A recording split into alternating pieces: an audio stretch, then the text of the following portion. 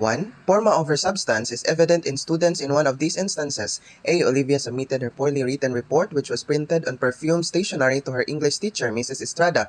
B. Dolly submitted his comprehensive written report to Mrs. Topacio even if it was slightly soiled with tomato ketchup. C. Harvey submitted his written report on time to Mrs. Francisco even if it is reek of the cigarette she smoked before class. Or D. Joel submitted his written report to Mrs. Cantiveros a week in advance. Letter C is he smoked before class. Given 5 seconds to answer. The way, what is forma over substance? So forma over substance, it means that the content or subject does not matter as much as the appearance or the structure of something. Di bali na kung ano ang laman ng kanyang written report as long as visually appealing siya. So that is forma over substance. So the question, so letter B and C, it is not forma over substance because of merong tomato ketchup ang written report ni Dali, habang si Harvey is weak with cigarette ang kanyang written report. So letter D naman is advanced si Joel but forma over substance ang hinahanap natin. So that's why the perfect answer is letter A. So Olivia submitted her poorly written report which was printed on performed stationery to her English teacher. 2. Who was responsible for stating that modeling is essential in pedagogy? A. Bandura, B. Bruner, C. Skinner, D. Thorndlike. Lang. So you're given 5 seconds to answer.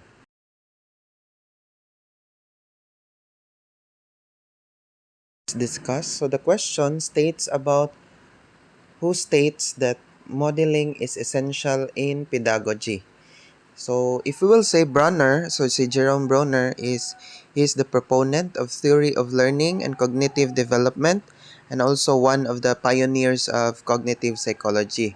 So the question talks about pedagogy, so it means that Bruner is not the correct answer.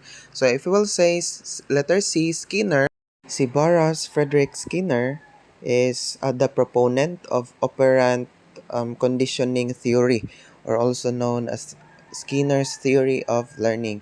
So it talks about the notion of schedules of reinforcement. It means that a person is exposed to a stimulus which evokes a response, then the response is reinforced. So it means that this finally leads to the human behavior conditioning. It means that positive reinforcement introduced is needed to increase a behavior. So while negative reinforcement introduced to decrease a behavior. So that is operant conditioning. Ibig sabihin, kapag mansari ng magsyota, ang lalaki ay hindi magbibigay ng flower sa babae, so posible na mapupunta sa negative reinforcement. So that is best example for operant conditioning. But it is only a joke, so wag niyong totohanin. Letter D is Edward Lee Thorndlike. So Edward Lee Thorndlike was known for his law of effect and also the SR framework. So as we all know that the operant theory of Skinner was built from the ideas of Edward Lee Thorndlike.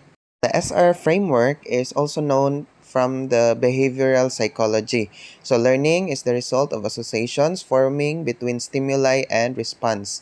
Such associations or habits become strengthened or weakened by the nature and frequency of the SR pairings. Transfer of learning occurs when someone or the learner recognizes common features among concepts, skills, or principles, link the information in memory, and sees the value of utilizing what was learned in one situation to another. So it means that it is the ability to apply knowledge learned in one context to new context. So it includes the skills of a learner's experience which help the students to learn anything in classroom. So that is the Thorndike's transfer of learning or SR framework.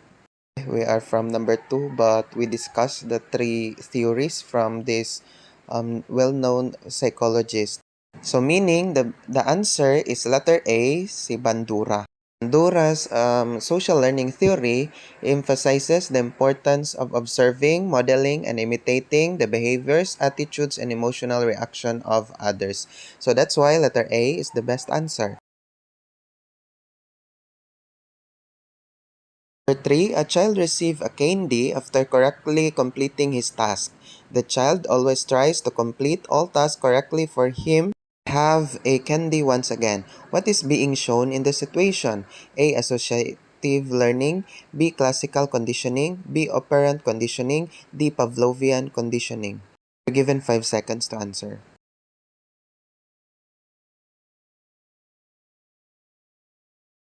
So it was already discussed earlier, no? So I think you know the correct answer.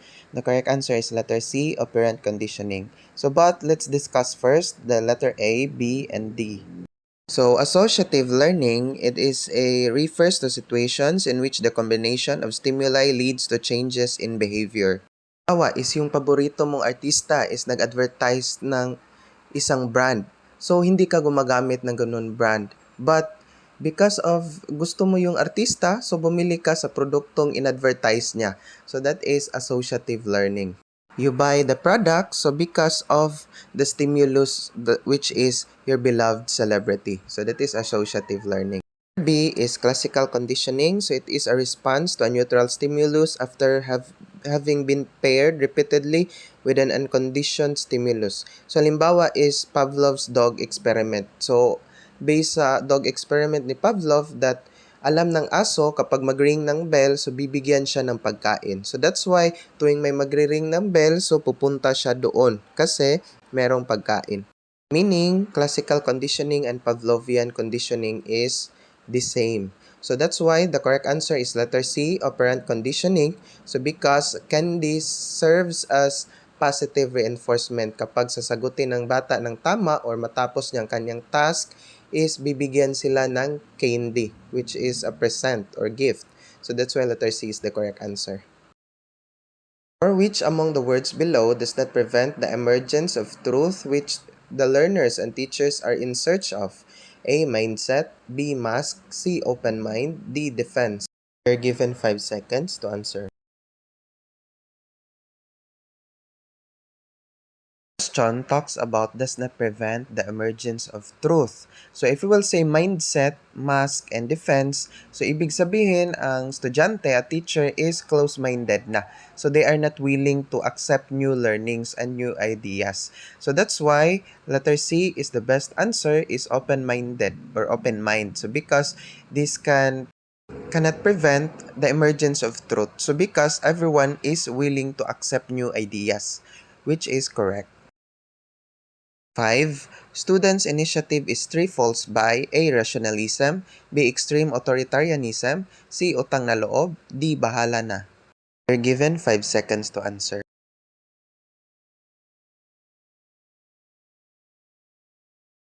Question is very tricky, so because kakaunti lang ang question. So, threefolds, which means to quell or crush or end by using force. So that's why the correct answer is letter B, extreme authoritarianism. So because ginamitan na nila ng dahas. While rationalism is it is through words and certain small amount of force were being used, while utang na loob and bahala na is considered straight by Filipinos. So that's why letter B is the correct answer. That's why aalamin natin ang mga meaning ng mga words na ginagamit. So because through one word lang, so nagbago ang answer. So students' initiative is considered as democracy, so because of binigyan ng karapatan ang mga estudyante. But by the use of streetfall, so it becomes authoritarian. Of they lead a riot. So that's why letter B is the answer. 6. What should teachers teach students to eradicate bullying among kids in school? A. Full development of talents. B. Athletic skills. C. Respect for the dignity of persons. D. Full development of physical power. Given 5 seconds to answer. Almost all the choices are correct. So, but that's why we will use metacognition. So, titimbangin natin kung saan sa kanilang apat ang mas tama. So, full development of talents is correct because of the students are busy in developing their talents and also athletic skills. So, and also full development of physical power. So, but letter C is the correct answer. So, because of respect for the dignity of persons. So dahil, kailangan natin i-explain sa bata kung gaano kaimportante na pahalagahan natin ang pagrespeto sa ating kapwa-tao. So aside from full development of talents, athletic skills, and full development of physical power, yes, this can be used in order to minimize the bullying, so because the students are busy doing improving themselves. But letter C is the best answer, so because of it truly shows the importance of respect. 7. A teacher attempting to develop a student's metacognitive skills teaches the student to A. Recall past lesson, B. Visualize, C. Formulate hypothesis, D. Thinking about their thinking. So the correct answer for this is letter D, think about their thinking. So thinking about thinking is part of metacognition or metacognitive skills. So by the way, what is thinking about thinking or think about their thinking? So it means that you help yourself about what things help you to remember facts, names, and events, and also you learn about your own style of learning, and also you learn about which bulol na.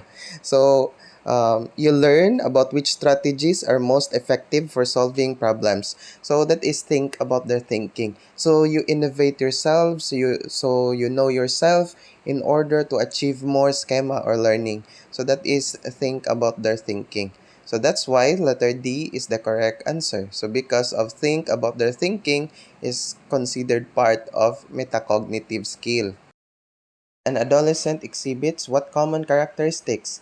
A. Reasonable and secure. B. Feels intense emotions and sense of disequilibrium. C. Slow but steady physical secure. Or D. Passive and obedient. Given 5 seconds to answer.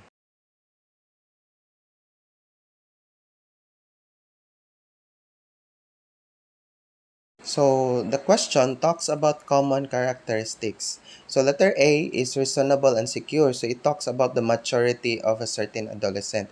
And we all know that every person has different maturity stage. Because of being mature starts due to the experiences that a certain person was experiencing. So that's why letter A is not the correct answer. Letter C, slow but steady physical secure. So as we all know, that adolescent stage is an active one. So letter D is passive and obedient. So it also is about sa environment ng isang adolescent. So that's why letter B is the correct answer, feels intense emotion and sense of disequilibrium. So as we all know, that adolescent stage is that we have a intense emotions, so and we are very emotional during that stage. So that's why letter B is the correct answer. 9. A child treats his friends highly aggressive. The reason behind this attitude is his past experiences with his father, who is also highly aggressive. This is demonstrated on what theory? A. Social cognitive theory, B. Cognitive developmental theory, C. Operant conditioning, or D. Classical conditioning. You are given 5 seconds to answer.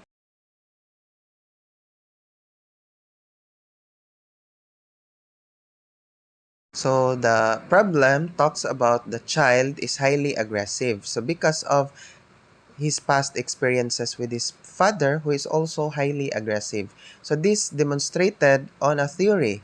So is it A, social cognitive theory? So yes, it is social cognitive theory.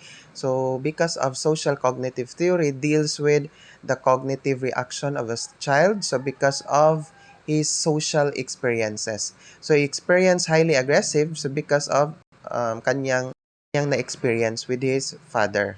B is cognitive developmental theory. So it is based on Jean Piaget.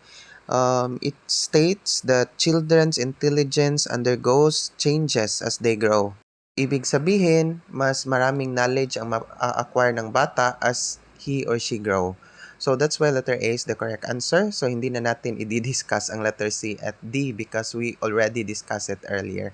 So number 10, a teacher rewards a child of doing things correctly. This technique is called A. Conditioning, B. Fading, C. Chaining, D. Reinforcement. Given 5 seconds to answer. The question talks about the rewards. So the teacher rewards a child if they does things correctly. So if we will say conditioning, so you condition the child emotionally or physically. So fading, it is refers to decreasing the level of assistance needed to complete a task or activity. So ibig sabihin, the teacher serves as facilitator. So during the time na kakailanganin niya ang tulong ng kanyang guro. So letter C, chaining, it is a teaching procedure that uses reinforcing individual behaviors in a chain in order to build up to more complex target behaviors. So the correct answer for this is letter D, reinforcement. So because of the teacher reinforced the child, so after niyang makuha ang sagot correctly. 11. Fear of something that was caused by a painful experience in the past is an example of A. Insight, B. Classical conditioning, C. Operant conditioning, D. Imitation. You are given 5 seconds to answer.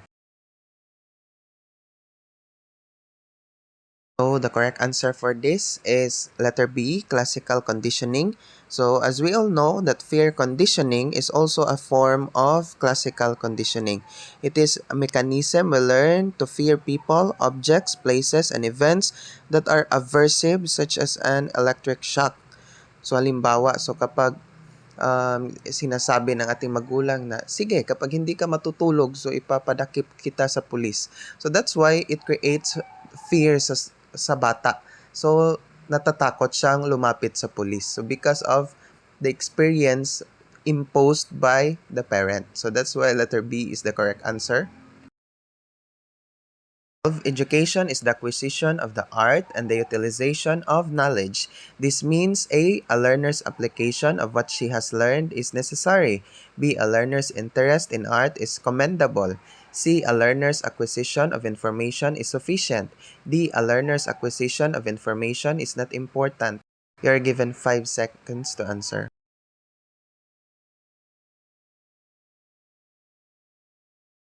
The question is that education is an acquisition of art and utilization of knowledge. So that's why the best answer for that is letter A, a learner's application of what she has learned is necessary. So education becomes an art so because of it depends on how the teachers utilize education so that the students can learn about the discussion. So that's why teachers merong maraming strategies in teaching. Many strategies so in order for students to gain knowledge. So because of hindi matututo ang bata. So kapag he feels bored so during the discussion, so that's why teachers make innovative ways in order to catch the attention of the learners. So that's why a learner's application of what she has learned is necessary and also it is part of art and utilization of knowledge. So because kapag natuto ang bata, so during the discussion, it means the art of teaching sa guro is really effective. So that's why letter A is the best answer. 13. Miss Jen is a sickly teacher. She gets to school even late and not feeling well. What provision in RA 7836 does she violate? A. Teachers must be devoted, honest, and punctual in performing their duty. B. Teachers should be physical, mentally, and morally fit to teach. C. Teachers should manifest genuine enthusiasm and pride in teaching as a noble profession. Or letter D. All of the above. You're given 5 seconds to answer.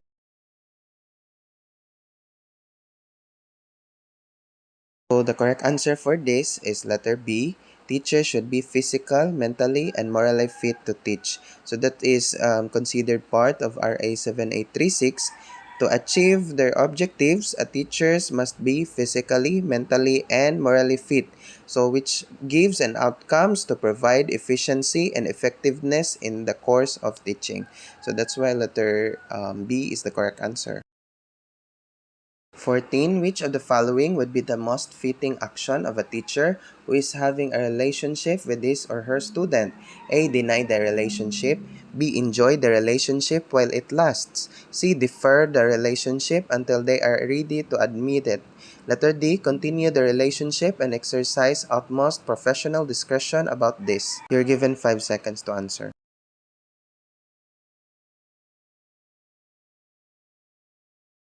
Question is very tricky. So because the choices, walang sinabi dito na ipatigil ang relasyon. So masyado kang bitter kapag ano, no?